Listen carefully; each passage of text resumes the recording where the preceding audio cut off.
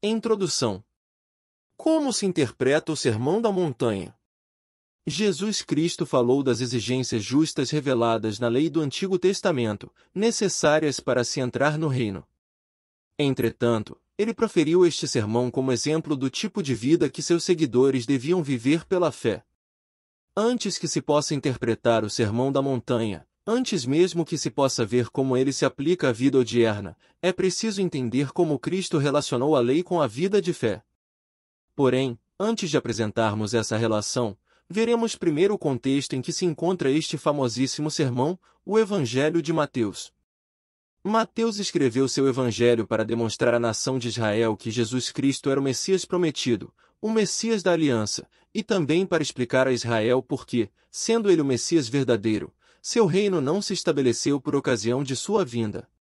Os 2 primeiros capítulos demonstram que Cristo tinha direito legal ao trono, e como os gentios, os magos, o reconheceram como Messias. No capítulo 3, aparece João Batista como a estrela matutina nas trevas da noite de Israel proclamando uma mensagem ao povo: arrependei-vos, porque está próximo o reino dos céus. 3:2. João anunciava que o reino que Deus prometera a Davi em 2 Samuel 7:16 estava próximo. Com essas palavras, João apresentou o Messias à nação que havia muito aguardava sua vinda. As multidões aceitaram pela fé a mensagem de João, submetendo-se ao batismo com o intuito de aguardar a vinda do Messias, esperando que este lhes perdoasse os pecados. Jesus Cristo apresentou-se a João para receber o batismo que este pregava e dessa forma cumprir toda a profecia e identificar-se com a mensagem do Batista. Foi batizado para identificar-se com um remanescente fiel da nação israelita. No batismo, Deus confirmou tanto a pessoa como a obra de Jesus Cristo. No capítulo 4, Mateus mostra o direito moral de Cristo de ser o rei de Israel mediante seu triunfo sobre Satanás e sobre as tentações no deserto. Havia chegado o momento de Cristo iniciar seu ministério, e a primeira palavra que ele proferiu à nação de Israel foi: arrependei-vos, porque está próximo o reino dos céus. 4:17. A fim de conferir credibilidade à sua pessoa e à oferta que ele fazia do reino a Israel, o reino da aliança, percorria Jesus toda a Galileia, ensinando nas sinagogas, pregando o evangelho do reino e curando toda a sorte de doenças e enfermidades entre o povo. 4:23. Resultado: seguiam-no numerosas multidões da Galileia, de Decápolis, de Jerusalém, da Judéia e da além do Jordão. 4:25. Os que seguiram a Nosso Senhor foram os que ouviram a mensagem de João, convenceram-se da necessidade de justiça, aguardaram o estabelecimento do reino do Messias, e foram chamados discípulos de Jesus pelo fato de estarem dispostos a aprender dele. Esta multidão reuniu-se com o intuito de aprender do rei as condições mediante as quais seriam admitidos no seu reino. O Antigo Testamento deixou muito claro que só os justos seriam aceitos no reino do Messias. As perguntas do Salmo 24: quem subirá ao monte do Senhor? Quem há de permanecer no seu santo lugar? A resposta é: o que é limpo de mãos e puro de coração, que não entrega a sua alma à falsidade, nem jura dolosamente. 24:3-4. O profeta Zacarias, nos capítulos 12 e 13 do seu livro, deixou claro que sem confissão de pecados e sem a purificação destes, não há como entrar no reino do Messias. Em Ezequiel 36:26-27, Deus prometeu dar aos filhos de Israel um coração novo e um espírito novo, e que os faria andar nos estatutos divinos. A não ser que fossem salvos de suas impurezas, não poderiam participar da glória do reino do Messias. A justiça ou retidão de vida era, pois, um requisito indispensável para se entrar no reino. Esta multidão conhecia apenas a justiça segundo os fariseus. De acordo com o ensino destes, a observância da tradição dos homens daria a todos os descendentes de Abraão o direito de entrar no reino do Messias.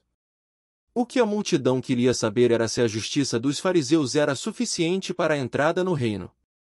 Foi a esta importante questão que o Senhor se referiu quando as multidões se congregaram ao seu redor e ele passou a ensinar-lhes.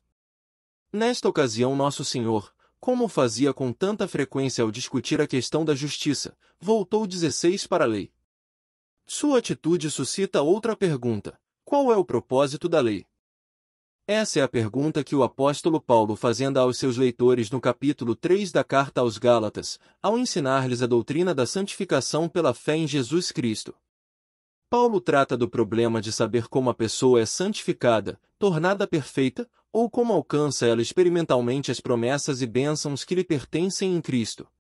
Os Gálatas foram levados a crer que a santificação se opera pela observância da lei, pela guarda da lei. Os crentes obtêm as promessas que Deus lhes fez. Tendo em mira mostrar a falácia desta interpretação, o apóstolo cita-lhes o exemplo de Abraão. Deus fez promessas a este patriarca, Gênesis 12, que se repetiram, Gênesis 13, e foram ratificadas por um pacto de sangue, Gênesis 15. Tudo quanto Abraão obteve, ele o alcançou pela fé, visto que no seu tempo ainda não havia sido dada lei alguma. Por conseguinte, o que Abraão realizou teve de ser realizado pela fé na promessa de Deus. O erro que se propagara entre os Gálatas era que, embora Abraão tivesse alcançado as promessas de Deus pela fé somente, a entrega da lei alterou o plano básico pelo qual Deus tratava com os homens. Portanto, os filhos de Abraão posteriores à entrega da lei deviam obter as promessas pela guarda da lei e não pela fé na promessa de Deus. Para desfazer este erro, Paulo mostra que a lei, que veio 430 anos depois, não a pode aberrogar, de forma que venha desfazer a promessa. Gálatas 3,17. Paulo acrescenta, no v19, que em vez de desfazer ou anular a promessa, a lei foi adicionada, ou melhor, adicionada juntamente com a promessa existente, para atender a uma função específica. Mostra ainda, no v21, que não havia conflito essencial entre a lei e as promessas de Deus, porque ambas podem coexistir. Antecipando-se a certas objeções ou perguntas, Paulo indaga, qual, pois, a razão de ser da lei? v19. Esta pergunta específica é que devemos considerar agora. Convém observar que muitos dos que viveram sob a lei devotaram-lhe o mais profundo respeito, amor e reverência. Davi, no Salmo 119, com frequência reflete este comportamento. No v97 ele diz, quanto amo a tua lei. É minha meditação todo dia. No v77 lemos, na tua lei está o meu prazer. Nos versículos 103 e 104 ele escreve, quão doces são as tuas palavras ao meu paladar. Mais que o mel à minha boca. Por meio dos teus preceitos consigo entendimento. Uma vez mais, no v159, ele diz, considerem como estremeço os teus preceitos. Davi mostra amor à lei de Deus e dependência dela. Em contraste com muito ensino corrente que não dá valor à lei, tratando-a como um traste velho e inútil, o apóstolo Paulo diz em Romanos 7,12, por conseguinte, a lei é santa, e o mandamento, santo e justo e bom. Aquilo que os escritores do Antigo e do Novo Testamentos amaram, reverenciaram e respeitaram deve ter servido a uma função digna. Note-se que a lei de Moisés foi dada a um povo redimido. O autor da carta aos Hebreus diz de Moisés, pela fé celebrou a Páscoa e o derramamento do sangue, para que o exterminador não tocasse nos primogênitos dos israelitas. Pela fé atravessaram o Mar Vermelho como por terra seca, 11:28-29. Na noite da Páscoa, no Egito, Israel foi redimido por sangue. Pela fé começaram a caminhada pelo deserto em direção da terra prometida. Foi com base nessa redenção pelo sangue que Deus pôde dizer à nação de Israel, em Isaías 43:1, mas agora, assim diz o Senhor, que te criou, ó Jacó, e que te formou, ó Israel, não temas, porque eu te reme, chamei-te pelo teu nome, tu és meu. A nação redimida pela fé por meio do sangue foi levada ao Monte Sinai. Embora essa nação tivesse sido redimida, ainda era considerada como imatura espiritualmente. O povo reconhecia sua responsabilidade para com o Redentor, mas não sabia como desincumbir-se dela. O apóstolo Paulo reconhece o fato da infância de Israel por ocasião da outorga da lei, conforme se vê em Gálatas 3:23-26. Mas, antes que viesse a fé, estávamos sob a tutela da lei, e nela encerrados, para essa fé que de futuro haveria de revelar-se. De maneira que a lei nos serviu de aio para nos conduzir a Cristo, a fim de que fossemos justificados por fé. Mas, tendo vindo a fé, já não permanecemos subordinados ao aiô. Pois todos vós sois filhos de Deus mediante a fé em Cristo Jesus. Ou ainda em Gálatas 4:1-5. Digo, pois, que durante o tempo em que o herdeiro é menor, em nada difere de escravo, posto que é ele senhor de tudo. Mas está sob tutores e curadores até ao tempo predeterminado pelo Pai. Assim também nós, quando éramos menores, estávamos servilmente sujeitos aos rudimentos do mundo, vindo, porém, à plenitude do tempo, Deus enviou seu Filho, nascido de mulher, nascido sob a lei, para resgatar os que estavam sob a lei, a fim de que recebêssemos adoção de filhos. Paulo considera os que vivem sob a lei como filhos em estado de menoridade. Para ele, a lei era como um pedagogo, um instrutor ou supervisor de menores com responsabilidade de supervisão de todos os aspectos da vida da criança confiada aos seus cuidados. Por causa de sua imaturidade é que Israel necessitava da lei. De maneira que a lei foi dada como provisão de Deus para atender às necessidades de um povo redimido, mas espiritualmente maturo. À medida que estudamos as Escrituras, podemos encontrar muitos motivos por que a lei mosaica foi outorgada à nação de Israel. Em primeiro lugar, para revelar a santidade de Deus. Em sua primeira carta, Pedro escreve: segundo é santo aquele que vos chamou, tomai-vos santos também vós mesmos em todo o vosso procedimento, porque escrito está, sede santos, porque eu sou santo. 1:15-16. A lei de Moisés deixou bem claro a Israel o fato de que Deus era santo. Talvez a função primária da lei fosse revelar ao povo de Israel a santidade de Deus e conscientizá-lo do caráter do Deus que os redimiu do Egito. Todas as exigências impostas à nação de Israel foram à luz do caráter santo de Deus revelado na lei mosaica. Em segundo lugar, a lei mosaica foi outorgada para revelar ou expor a pecaminosidade do homem. A este respeito Paulo escreve em Gálatas 3:19b, 22, ao dizer: foi adicionada a lei por causa das transgressões, até que viesse o descendente a quem se fez a promessa, e foi promulgada por meio de anjos, pela mão de um mediador. Mas a Escritura encerrou tudo sob o pecado, para que mediante a fé em Jesus Cristo fosse a promessa concedida aos que creem. A santidade de Deus revelada na lei veio a ser a prova dos pensamentos, palavras e atos do homem, e tudo quanto não se conformasse à santidade revelada de Deus era pecado. É isto que Paulo tem em mente ao escrever em Romanos 3:23, pois todos pecaram e carecem da glória de Deus.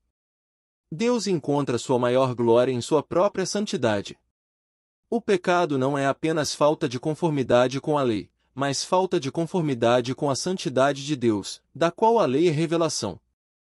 Por conseguinte, a santidade de Deus torna-se a prova final do pecado, e não a lei que é reflexo dessa santidade.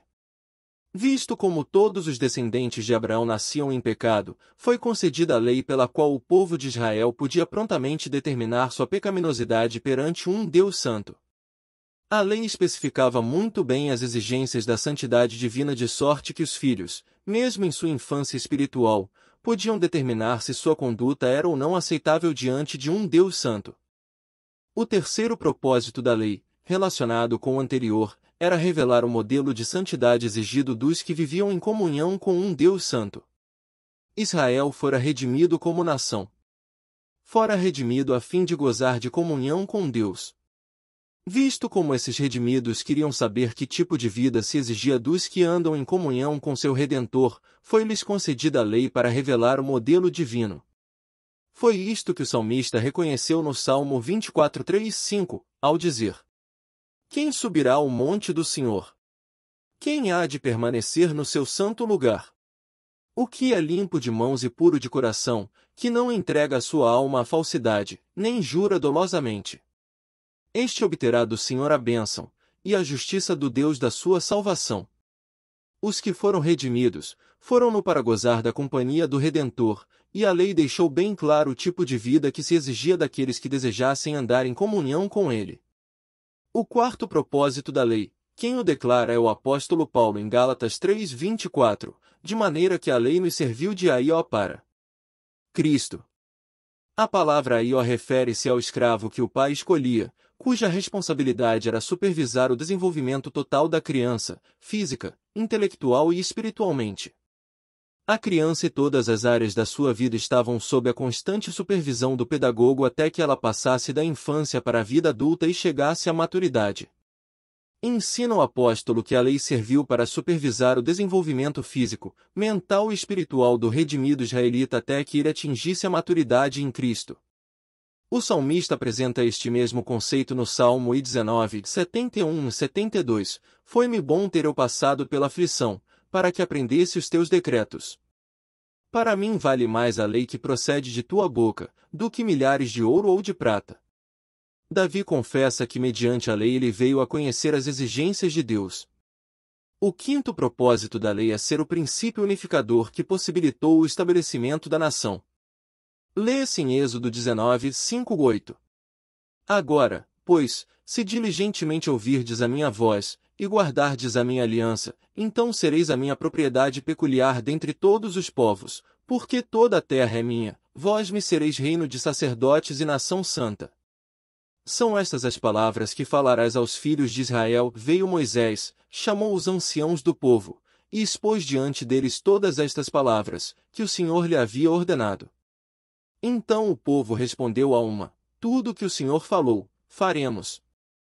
Nota-se no V8 que, aceitando a instrução que Moisés transmitiu sobre o que Deus havia revelado, a nação submeteu-se, voluntariamente, à autoridade da lei. Sem a submissão voluntária a um princípio unificador, não poderia ter havido nação. E o povo tirado do Egito mediante o sangue, que havia começado a andar pela fé, constituiu-se em nação ao submeter-se de livre vontade à lei. Esta mesma verdade encontra-se reafirmada em Deuteronômio 5 e 27. 28. Chega-te, e ouve tudo o que disser o Senhor nosso Deus, e tu nos dirás tudo o que te disser o Senhor nosso Deus, e o ouviremos, e o cumpriremos. Ouvindo, pois, o Senhor as vossas palavras, quando me falaves a mim, o Senhor me disse, eu ouvi as palavras deste povo, que te disseram, em tudo falaram eles bem. Da perspectiva divina, Israel se constituiu em nação no dia em que o povo, de livre e espontânea vontade, submeteu-se à lei. E significativo que o profeta Jeremias advertisse o povo de que, pelo fato de abandonarem a lei, Deus os entregaria na mão dos gentios. O cativeiro na Babilônia, em virtude do qual Israel perdeu a identidade nacional, foi consequência de haver o povo deixado de observar a lei. No capítulo 28 de Deuteronômio, Moisés deixou bem claro que se o povo abandonasse a lei, Deus os entregaria nas mãos dos gentios. E não deixa de ser significativo que enquanto Israel não se submeter à autoridade da lei de seu rei e Messias, Deus não reconhecerá de novo a nação como tal. O sexto motivo, de certo modo relacionado com o anterior, é que a lei foi dada a Israel para separá-lo das demais nações a fim de que o povo pudesse tornar-se reino de sacerdotes. Lê-se em Êxodo 31, 13, tu, pois, falarás aos filhos de Israel, e lhes dirás, certamente guardareis os meus sábados, pois é sinal entre mim e vós nas vossas gerações, para que saibais que eu sou o Senhor, que vos santifica. Israel foi santificado ou separado, segundo Êxodo 19, 5, 6, para tornar-se um reino de sacerdotes, isto é, um povo que levasse a verdade de Deus às nações da terra. A lei veio a ser como que uma cerca que separava Israel das demais nações, separava, preservava e mantinha a nação intacta. Para que Israel funcionasse como a luz do mundo, foi-lhe dada a lei. Em sétimo lugar, a lei foi dada a um povo redimido tendo em mira prover para o perdão de pecados e restaurar a comunhão com Deus. Nos capítulos 1 a 7 de Levítico há 5 ofertas instituídas por Deus. Enquanto o povo como nação era preservado perante Deus pela oferta anual do sangue da expiação, os indivíduos eram restaurados à comunhão e recebiam o perdão de pecados específicos por meio de ofertas. O Deus que havia redimido a nação pela fé mediante o sangue proveu meios para que os redimidos pudessem andar em comunhão com ele. A mesma lei que revelava a indignidade do povo para a comunhão, proporcionava restauração a ela. Esta era uma das funções primárias da lei. Em oitavo lugar, a lei fazia provisão para a adoração do povo redimido. Um povo redimido será um povo que adora, e um povo que anda em comunhão com Deus adorará o Deus com o qual goza de comunhão. No capítulo 23 de Levítico, a lei revela um ciclo de festas que a nação devia observar anualmente. Essas festas eram os meios pelos quais a nação, como povo redimido, adorava a Deus. No ciclo de festas, Israel recordava-se da redenção do Egito e aguardava a redenção que seria proporcionada pelo Redentor segundo a promessa de Deus. Em nono lugar, a lei proporcionava um teste para se saber se o indivíduo estava ou não no reino ou na teocracia sob o governo de Deus. No capítulo 28 de Deuteronômio, estando Israel na fronteira da terra prometida, Moisés revelou o princípio pelo qual Deus lidaria com a nação. A primeira parte do capítulo relaciona as bênçãos que a nação receberia em virtude da obediência. Uma grande parte desse longo capítulo versa sobre as maldições que a desobediência traria sobre o povo. O direito de receber as bênçãos prometidas era dado somente aos que crescem em Deus, muito embora a nação como um todo tivesse entrado na terra prometida. A lei veio a ser, portanto, o elemento que revelava se o indivíduo mantinha ou não um relacionamento reto com Deus. Os que se submetiam à lei e ela obedeciam, assim o faziam porque sua fé em Deus gerava obediência. Os que desobedeciam à lei, faziam-no pela falta de fé em Deus, o que os levava à desobediência. Portanto, era a obediência ou a desobediência à lei que determinava se o indivíduo mantinha um correto relacionamento com Deus 5 ou com o seu reino. Finalmente, o Novo Testamento deixa claro que a lei visava a revelar Jesus Cristo. As grandes verdades relacionadas com a pessoa e obra do Senhor Jesus Cristo estão entretecidas na lei, outorgada com o intuito de preparar a nação para a vinda do Redentor e Rei. Foi por isto que o Senhor, no caminho de Emaús, pôde apresentar aos seus companheiros de viagem grandes verdades concernentes ao Messias, reveladas na lei e nos profetas. Israel, por intermédio da lei, estava sendo preparado para o Messias vindouro através da sua revelação contida na lei. Ao examinarmos esses motivos para a outorga da lei, observamos um aspecto permanente da lei de Deus, a revelação da santidade divina. A santidade não muda de época para época. Aquilo que revelava a santidade de Deus a Israel de outrora tem o mesmo poder de fazê-lo hoje, e o que revela a santidade de Deus revela, concomitantemente, a falta de santidade dos homens em nossos dias. É a este aspecto revelador da lei que Paulo se refere como santo, justo e bom. A lei também continha elementos reguladores. Ela regulava, por exemplo, a vida e o culto do israelita. Este aspecto regulador da lei, temporário, é que foi abolido. Paulo escreve: sabemos, porém, que a lei é boa, se alguém dela se utilizei de modo legítimo. 1 Timóteo 1:8. Como se pode utilizar da lei de modo legítimo numa era em que se diz que ela foi abolida? Se a lei for utilizada para revelar a santidade de Deus, a impiedade do homem, as exigências dos que desejam viver em comunhão com o Deus Santo, ou apresentar a pessoa e a obra de Cristo, então diremos que é utilizada de modo legítimo. Aquele que tenta empregar as porções reguladoras da lei que vigoraram somente até Cristo está usando a lei de modo ilegítimo. Embora cantemos livres da lei, ó feliz condição, ainda reconhecemos que a lei é santa, justa e boa. No Sermão da Montanha, Cristo servisse da lei de modo legítimo para revelar a santidade de Deus e as exigências que tal santidade impõe aos que desejam andar em comunhão com Ele. Cristo analisa primeiro os súditos do reino, 5 de janeiro de 16, descrevendo-lhes o caráter, Vivenda 1:12, e sua influência, Vivenda 13:16. A parte principal do Sermão da Montanha mostra a relação que há entre o rei e a lei mosaica, 5:17, 7 e 6. Neste trecho, Cristo revela-se como cumpridor da lei, 5:17 e 20.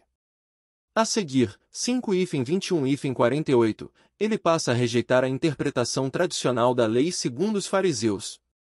Jesus rejeita, por exemplo, a interpretação que lhe davam com relação ao homicídio, 21:26, ao adultério, 27:30, ao divórcio, 31:32, aos juramentos, 33:37, à vingança, 38:42, e, finalmente, ao amor, 43:48. Rejeita-lhes a tradição, porque ensinavam que Deus estava interessado apenas nos atos exteriores e não nas atitudes interiores. A seguir, Cristo rejeita a prática farisaica da lei, 6:1-7-6. Rejeita a prática de dar esmolas, 6:1-4, da oração, 6 de maio de 15, e do jejum, 6:16-18. Rejeita a atitude deles para com as riquezas, 6:19-24. Rejeita-lhes a maneira de praticar a fé, 6:25-34, e de julgar, 7:1-6. Nosso Senhor conclui o sermão dando instruções aos que desejam entrar no reino, 7:7-27. Ensina-lhes a respeito da oração, Vivenda 7:11, e da verdadeira justiça, v12. Mostra-lhes o caminho que dá acesso ao reino mediante a fé em suas palavras, Vivenda 13:14. Acautela-os contra os falsos profetas que procuram desencaminhá-los, Vivenda 15:23, e oferece-lhes um fundamento verdadeiro, Vivenda 24:29. Dessa maneira, ao rejeitar o Senhor tanto a interpretação quanto a prática farisaica da lei, levou a multidão a concluir que, se a vossa justiça não excederem muito a dos escribas e fariseus, jamais entrareis no reino dos céus. 5:20. Encerrou o sermão apresentando-se como o caminho estreito pelo qual as pessoas poderiam entrar no reino e como fundamento sólido sobre o qual poderiam permanecer. O sermão destinava-se a afastar a multidão de um falso conceito de justiça e conduzi-la a um verdadeiro, substituir-lhe a falsa esperança por um fundamento seguro de entrada no reino do Messias. Conquanto reconheçamos que o Sermão da Montanha, em seu contexto histórico, sejam instruções de Cristo à geração a qual se apresentou como Salvador e soberano, reconhecemos também que ele tem uma aplicação para os nossos dias. A santidade divina não muda com o passar do tempo. As exigências dessa santidade não se alteram ao sabor das circunstâncias. Se considerado como revelador da santidade de Deus, o Sermão da Montanha se torna num guia das exigências que a santidade de Deus impõe aos crentes da atualidade. De maneira alguma o sermão é um meio para se atingir a justiça, ele é, antes, uma revelação da justiça de Deus e reflete as exigências que a santidade divina faz aos que desejam andar em comunhão com ele. Propomos-nos mostrar, nos capítulos seguintes, como o sermão de Cristo afeta a conduta dos que querem andar com Deus e, por conseguinte, como podemos utilizar a lei de modo legítimo.